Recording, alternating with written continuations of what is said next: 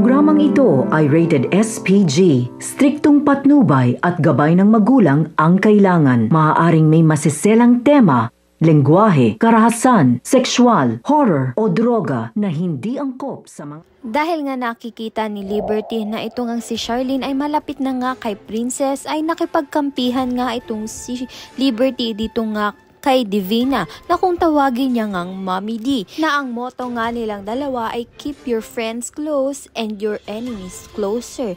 Kaya naman nga't nagkasundo nga itong si Divina at Liberty dahil nga parehas nga silang masama ang loob. Kaya naman nga ito ngang si Liberty ay pagpaplanuhan nga kung paano nga niya pahihirapan itong si Princess upang ngang madismaya nga itong si Charlene dito nga kay Princess at maging mabuti nga sa paningin ni Charlene ito ngang si Liberty. Samantalang ito ngang si Divina ay balak nga niyang agawin nga ang asawa nga ni Charlene na si Raymond. Dito nga ay aakitin niya nga si Raymond.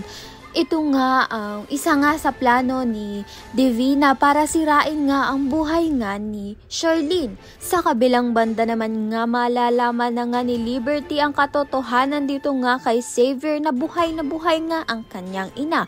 Ikinahihiya nga ni Xavier ang kanyang ina dahil nga nakakulong nga ito. Ngayon nga may emergency sa kanyang ina ay pinuntahan niya nga ito, ngunit nakasunod nga itong si Liberty. Ayan at iba pa ang dapat nating pakaabangan. Maraming salamat sa iyong panonood.